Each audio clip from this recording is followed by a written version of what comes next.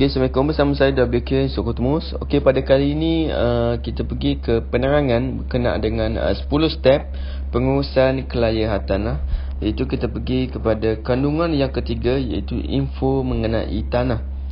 Okey, kita pergi ke info tersebut. Okey, untuk maklumat anda, jika ada klien yang ingin membina rumah di atas tanah sendiri, kita kena pastikan tanah itu macam mana, iaitulah keadaan persediaan di atas tanah dan sebagainya, yang menyebabkan kita boleh bina rumah tanpa ada masalah. Okey, jadi kita pergi kepada kandungan ini. Jika nak bina rumah, wajib pastikan dulu tanah klien ni. Okey, yang pertama adalah status apa.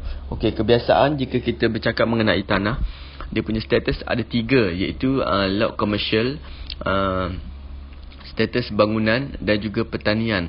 Okey, kebiasaannya komersial ini dia fokus kepada lebih kepada industri ataupun perniagaan, contoh tanah itu di tepi jalan dan sebagainya.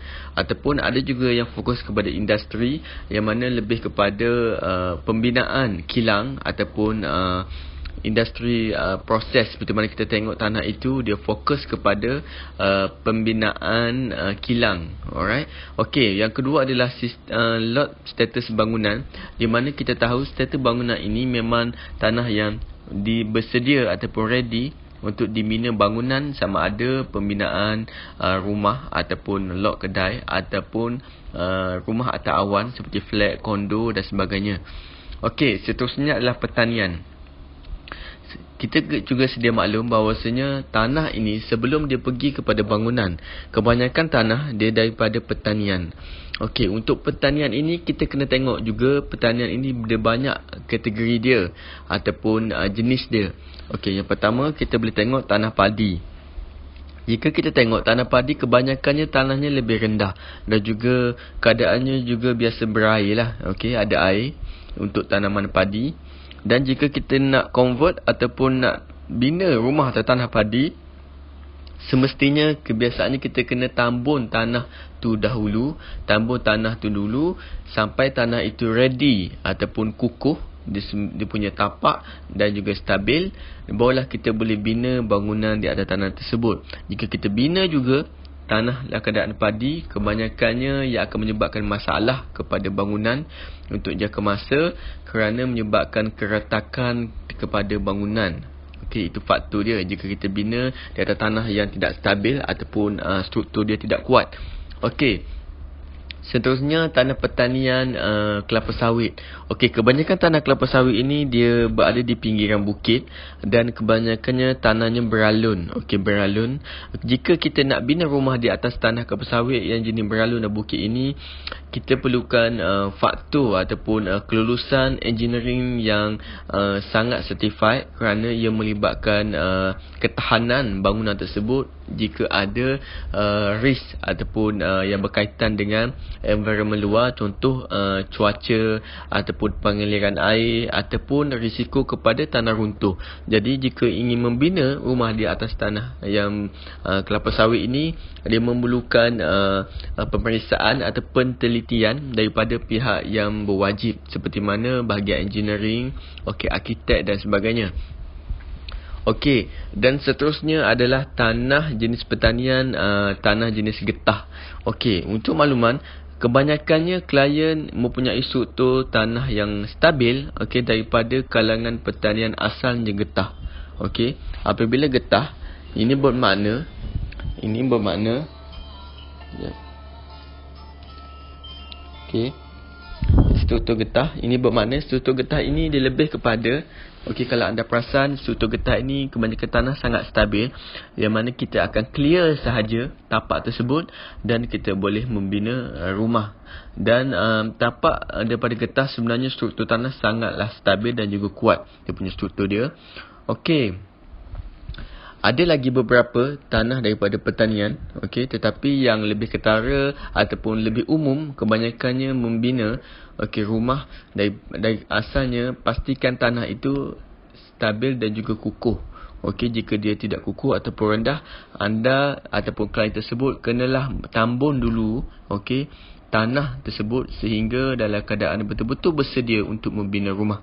Okey, Seterusnya nombor 2 adalah penama dalam geran. Okey. Jika kita nak bina rumah ini, sebolehnya pemohon pinjaman tersebut pastikan ada nama di dalam geran. Sama ada individu ataupun hak milik orang ramai. Tetapi jika nak bina rumah tersebut nama ramai, jika nak buat tunai ataupun cash, tiada masalah. Kerana ramai yang tanya, kenapa kena ada nama di dalam geran? Sekarang ni ada beberapa bank yang terus yang meluluskan pinjaman jika pemohon itu tiada nama. Ada beberapa SOP ataupun cara yang diuatkan. Tetapi sebolehnya pemohon pinjaman tersebut dia kena ada nama dalam geran. Itu yang sebaiknya, kerana pemilikan itu penuh kepada hartanah tersebut. Ramai tanya, kenapa nama kena ada di dalam geran? Ataupun pinjaman wajib ada nama. Kenapa? Sebab pertama sekali anda pemohon loan, anda nak buat pinjaman di mana-mana bank. Jadi semestinya apabila bank bagi anda duit, semestinya bank nak ambil geran sebagai gadaian dia, jaminan dia akan pegang geran tersebut. Andai kata jika anda bermasalah ataupun tidak bayar pinjaman dengan baik, installment dengan baik, bank 100% dia ada kuasa untuk menarik balik pemilikan tersebut dengan ambil tarik geran anda, dan kebiasaannya dia akan lelong rumah tersebut dengan harga tertentu. Jadi itulah sebabnya kebanyakannya institusi pinjaman, itu bank ataupun LPPC, dia nak penama ataupun pemohon loan itu ada nama dalam geran. Maknanya pemilikan penuh. Sebab dia tak nak isu apabila dia dah luluskan pinjaman, tiba-tiba rumah bangunan tu nama lain. Geran tanah tu nama lain. Jadi yang menyebabkan masalah apabila owner tanah tadi dia nak balik tanah dia.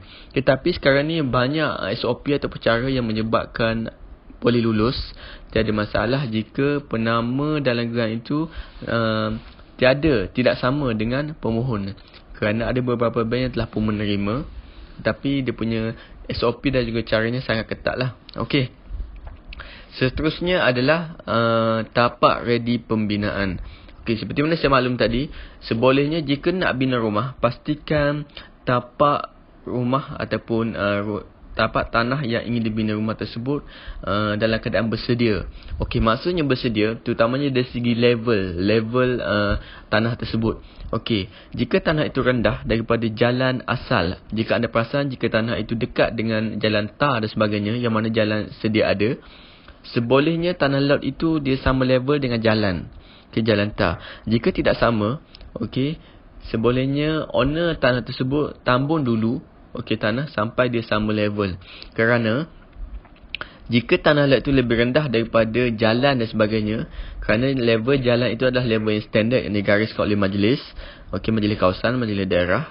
Jika lot anda lebih rendah daripada jalan sedia ada, mungkin lot di sebelah ataupun keliling anda akan tinggi, dia akan ikut level jalan, dan tanah anda adalah level paling rendah.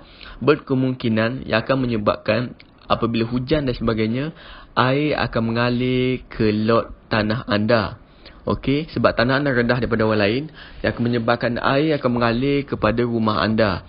Ini akan menyebabkan tanah di kawasan anda mungkin akan bertakung ataupun menyebabkan mendapan dan sebagainya, yang menyebabkan struktur tanah anda tidak dan menyebabkan faktor bangunan anda itu mungkin tanah itu jadi lembut dan sebagainya, yang menyebabkan faktor kepada longkang mungkin rosak, ataupun pengaliran air yang menyebabkan dia bau pasir, yang menyebabkan longkang mungkin tersumbat, mungkin rosak, yang menyebabkan ada kaitan dengan tangki kumbahan yang akan menyebabkan pasir masuk dan juga tersumbat dan sebagainya. Itu akan menjadi masalah. Jadi jika ada mereka yang ingin membina rumah, klien membina rumah, pastikan dia memenuhi tiga senarai ini, iaitu status apa, pastikan bangunan ataupun pertanian. Biasanya kalau nak buat pinjaman wajib bangunan. Yang kedua adalah penama dalam geran. Sebolehnya pemohon loan itu dia ada nama dalam geran. Tapi kalau nak buat cash, tak ada masalah, tak ada isu lah, kerana kita tidak submission plan. Dan yang ketiga adalah tanah itu semestinya wajib ready dalam pembinaan. Okey, jika dia tidak ready lagi, pastikan dia bersedia, dan jika tanah itu rendah, sila tambun dahulu sehingga tanah itu stabil dan sebagainya. Dan apabila tiga senarai ini telah memenuhi, kita akan pergi ke next step. Okey, saya akan terangkan di video seterusnya. Wallahu alam.